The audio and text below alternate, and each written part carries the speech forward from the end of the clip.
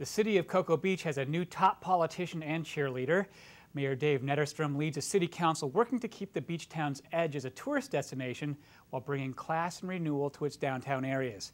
I asked Netterstrom about his agenda for Cocoa Beach, his pitch for a new project there, and progress on encouraging the mixed-use development approved by voters in 2011. I also asked the mayor about some quirkier local concerns, including the future of the old Class Bank building on State Road A1A and a roundup of renegade peacocks.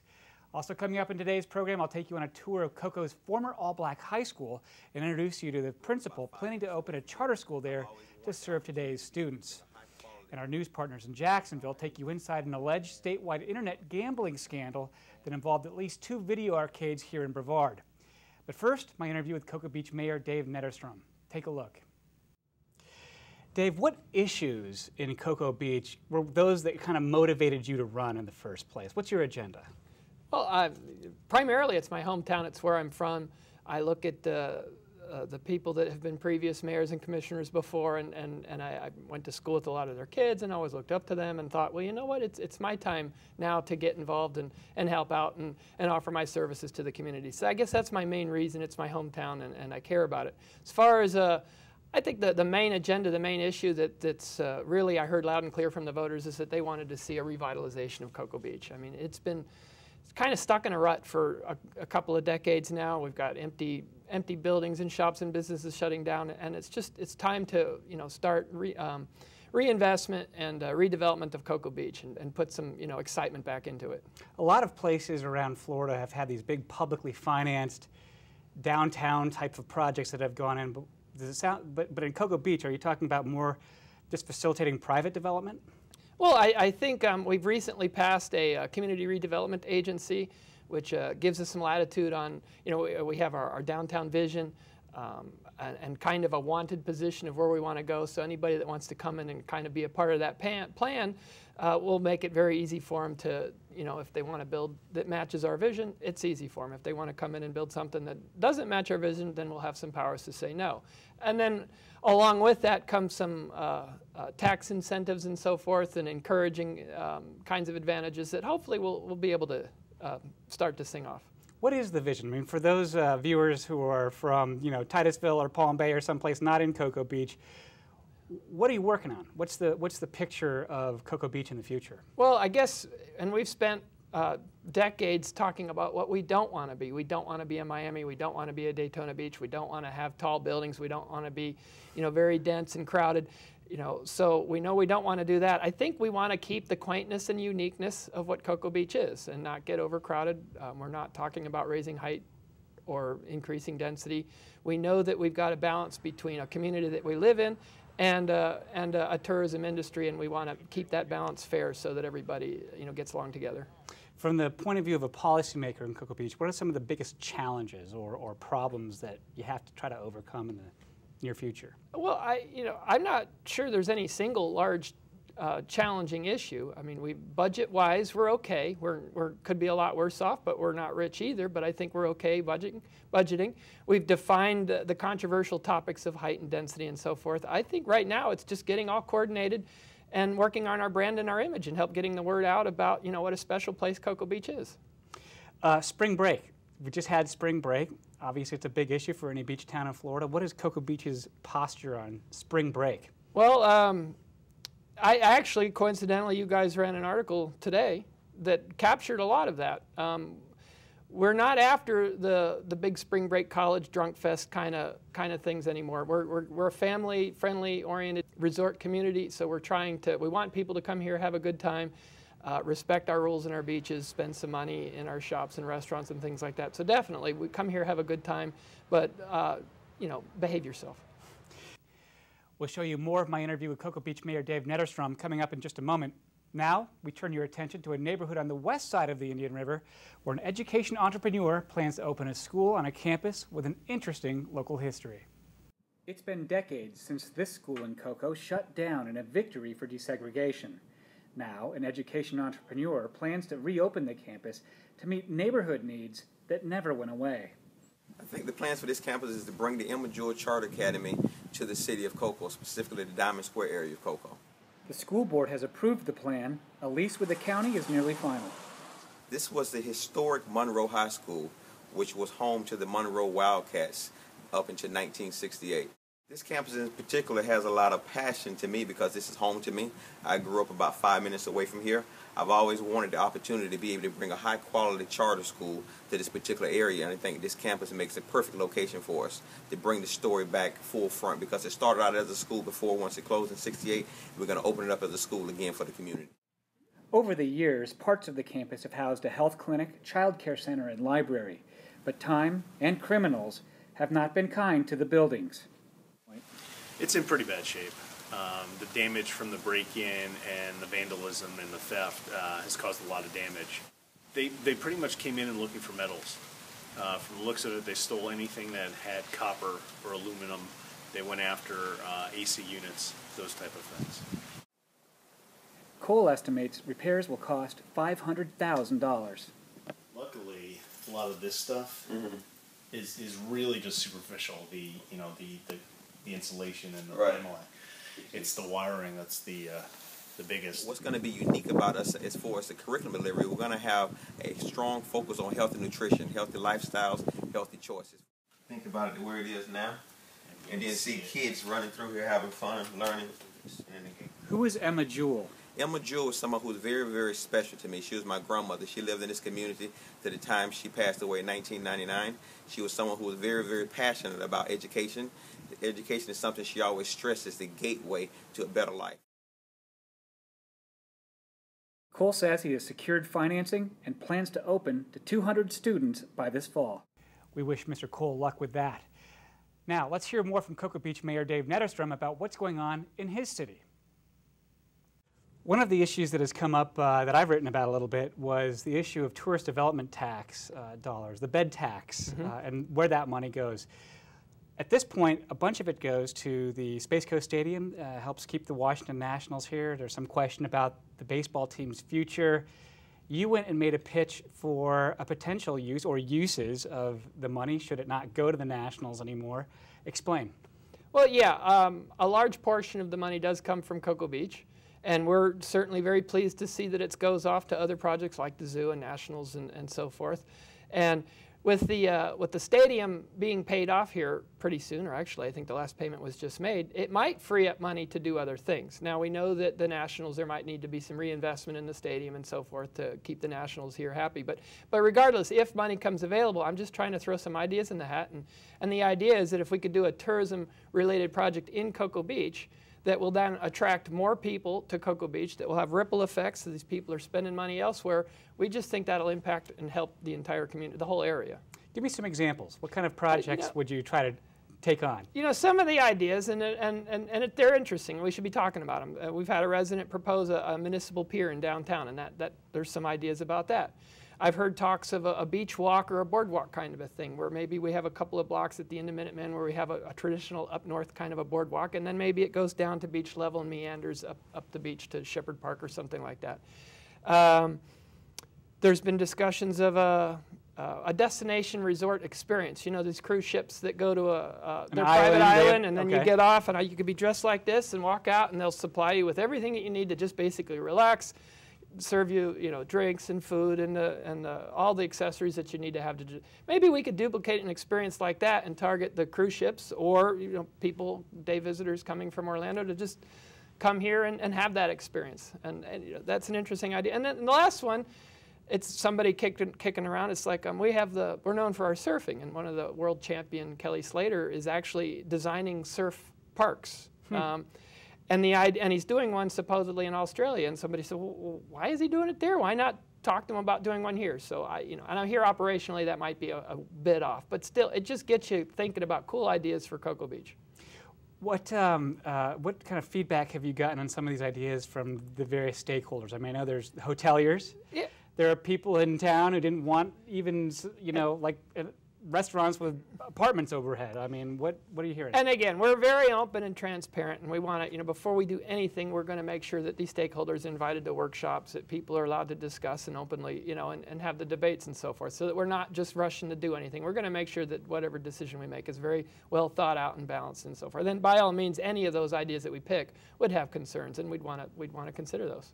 Are there any restrictions in terms of the law and where money can go and what can be spent on that would have to be changed? Or well, it is rather specific. Each penny can go through marketing and promoting professional sports, and maybe could be some lobbying to free up a little bit. But I don't know. I think even by the way the laws are written now, we could probably just we could make a project that falls within what we're allowed to spend the money on. The city of Cocoa Beach probably talks with its local lawmakers like other cities and the county and the school board do. Is there anything that Cocoa Beach is trying to achieve or would like to see happen during the legislative session this year? I'm actually going there tomorrow with the Florida League of Cities to do our, as the League of Cities is a group of officials representing cities, and we go up to Tallahassee to fight for, basically, what's right for cities. And a lot of the times the legislature tries to take decision-making authority away from a city, and a lot of times then we're fighting to say, no, we're closest to the people being affected. We should be able to manage better. So, but specifically, there's one area that I've been lobbying for, and that's pension reform. Obviously, as being a sensitive subject, and there's some laws. They call it the insurance premium tax money. Mm-hmm. So a local resident gets taxed on their homeowner's policy or their car insurance, and then this money actually goes into a fund to be able to help our police and firefighters' pensions and so forth. But the way the rules are written, it's very difficult sometimes to use all that money, and so we're just asking to be able to untie our hands a little bit so that we can use that money for the benefit of our employees. I see. And so are there any sort of wholesale changes that you'd like to see with pensions at the city level? Is it having new hires go into a 401k type of situation, or does it have more to do with just kind of the management of the fund? We're having discussions now and working with our professional public safety workers and so forth, and I think everybody realizes that we're going to have to trim around the edges or do something different, because it's not long-term sustainable, and I mean, I certainly respect our public safety workers, and anybody willing to risk their lives to help our citizens certainly demands respect and a very good pension and so forth. Well, it sounds like a lot of cities are wrestling with that right now. Let's talk about the mixed use. That was something that went to the ballot last year. I know Florida Today came out in favor of allowing that to go forward. Where does that stand now, and what does it mean?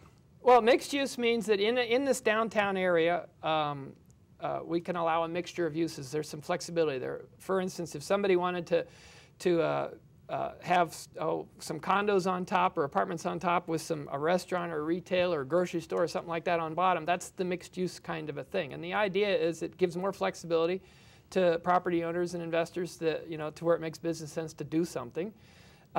It helps bring more people actually living in our downtown. The more people that are there, the idea of walking out from, your home to go down to grab a cup of coffee, I mean, it just helps, interest in a healthy local downtown. So strategically, it makes a lot of sense. The reason why it had to go to ballot was because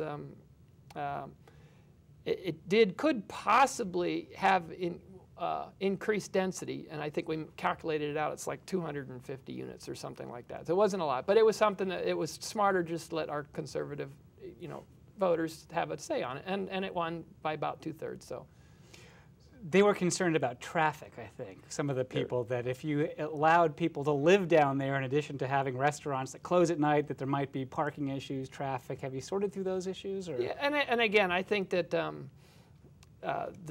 Mathematically, if it maxed out, it wasn't that big of a deal. I mean, if the sun comes out on a sunny day and we'd get 250 more people coming to the beach, that would cause more of a traffic problem. But it does bring us up to a point that we do need to have a parking strategy that we're starting to talk about, and we'll do that through a public workshop. But just as far as just getting coordinated and putting some smart plans in place, those are some of the building blocks that we're doing now to help make this all come together. Have any private developers or property owners come forward and with proposals or projects that they want to try to do here in the near future? There's been minor stuff. We do have our first mixed-use new building going up right now, and it's going to have, I think, an apartment or a condo up on top, and then some office space, or actually classrooms. I think the gentleman is doing some, is making classrooms for AC licensing and so forth. So it's kind of a unique opportunity. As far as other developers, I'm hearing pieces. I mean, for instance, the Bernard Surf Building, which was something that everybody, it's been shut down for a while. We all wanted to open it up and do something. Well, the person that bought that's from England, and he bought it as a real estate play. He does have a lot of restaurants over in England. And he's trying to figure out what to do. And I think the bigger challenge is do you do something, do you spend the millions of dollars and put something really nice in there, but then you're the only person out there and you're kind of like, you know, or do you just do something little, you know, to get the cash flow going, and then over time do something?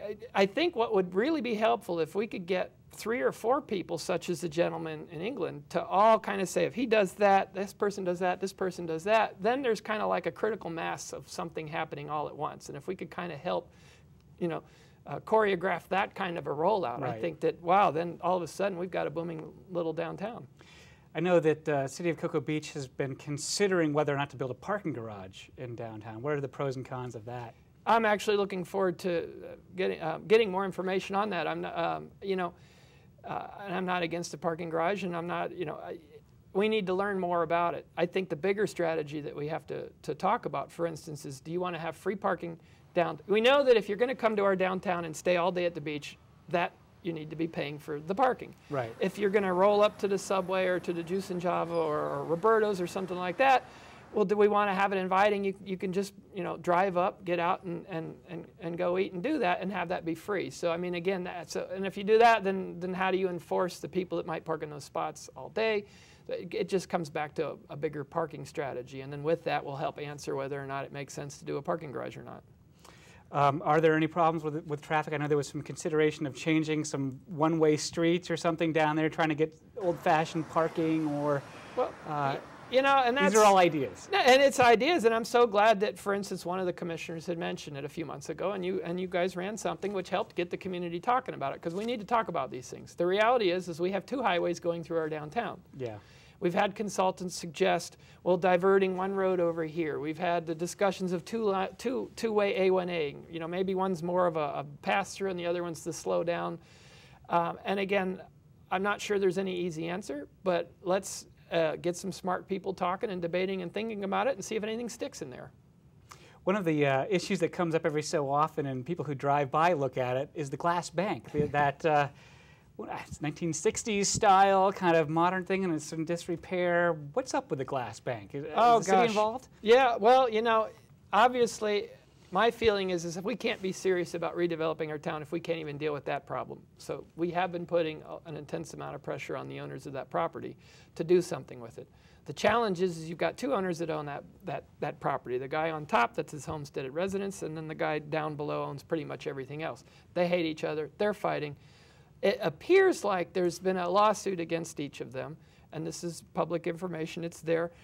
A judgment actually was placed against one. I know that the other owner is probably going through appealing and things like that. But you know, if there's a chance that this lawsuit comes to an end, then it helps us push forward at you know, having somebody solve the problem. And my definition of solving the problem is either fix it up and make it nicer or bulldoze it.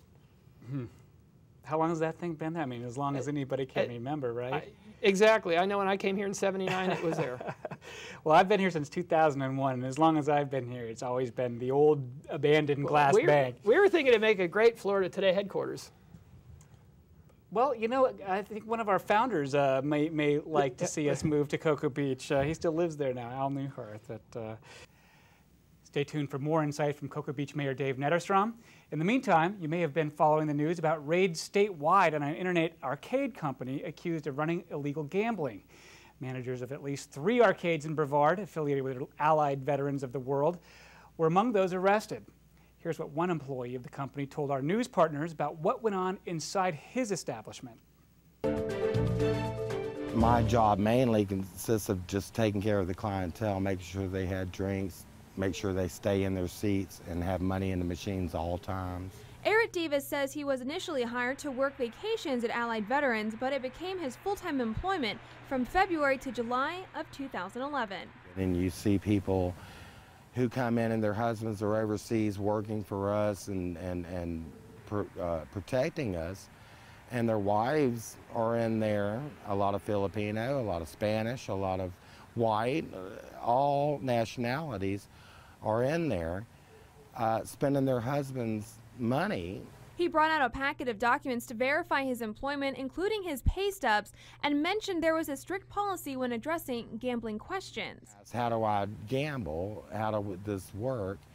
And you immediately tell them it's not gambling. You're not supposed to say cash in. You're supposed to say redeem your points. You're not redeeming cash or money. That goes hand in hand with the business center description for employees that was seized on a search warrant that says employees will not regard the business as a gambling establishment. The words gambling, casino, bet, payout, cash out, or anything similar will not be used at the workplace. They would explain in different ways how it's legal, and they would refer me back to the pamphlet, and that's why it's legal, and that's how you say it.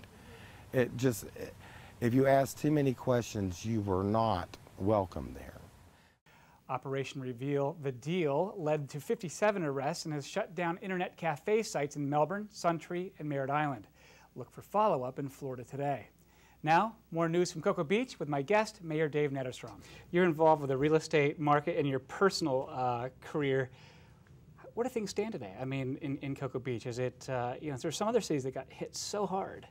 Well, Cocoa Beach, certainly from a property value point of view, certainly got hammered just like everybody else. But I think as far as the foreclosure process, I think that because Cocoa Beach has kind of been built out a long time, people bought their stuff a long time ago, you didn't see the massive foreclosures like you did in some of the other areas where it's a whole neighborhood. It was built in 2002 to 2007, so anybody that bought is feeling it. So I think that we've been a little bit more protected from it, but certainly everybody's feeling their share of pain. But personally, I think we're beyond the bottom and things are getting better. It really is. We have a lot going for us, this entire region, and we just need to all get together and start promoting it in a positive way. So tax base is solid, potholes are going to get filled.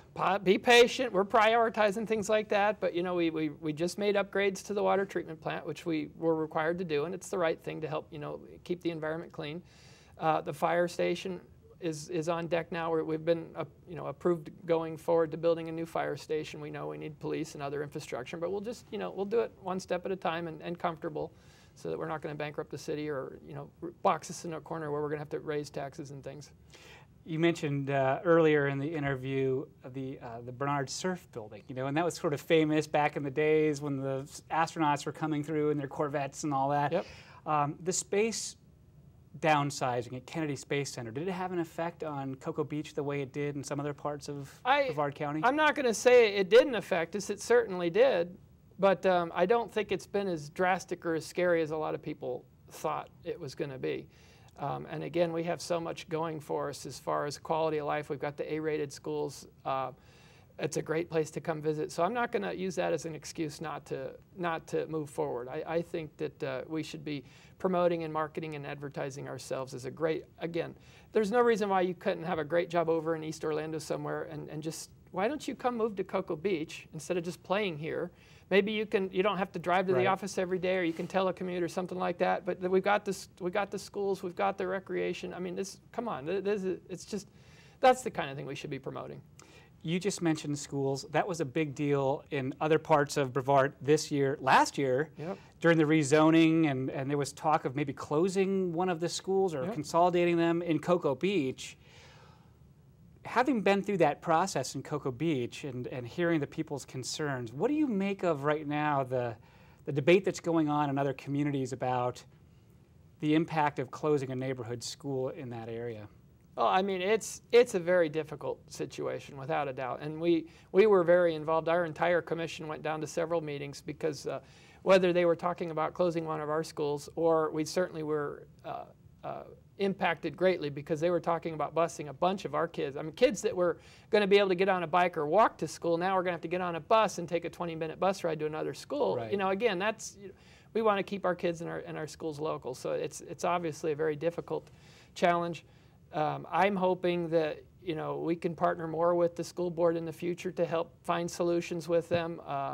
Again, my feeling is that if we can get a healthy local economy, raise property values, become a cool in-place to be, the money's going to be there for the schools and so forth. So again, if we're just all a little patient, we'll get through this. Seems like it's a perennial, or it's going to be, an issue on the beach side where as the population has grayed a little bit, silvered perhaps, that just the number of kids per household has kind of gone down. Or is that, am I reading that wrong? That's been the thinking, and probably has been for a while, but some data was presented to me recently, like a week ago, from the EDC, and I'm sure this is a result of the new census that's coming out in the data, is that Cocoa Beach is getting younger. Its median age has drastically become younger, and I was sensing it. I was feeling, when I ran, families, there was a lot of families with concerns for schools and children and stuff for them to do, and it's made me realize that we have become a cool place for people to raise families and so forth. So I think that we're on an upswing, especially now that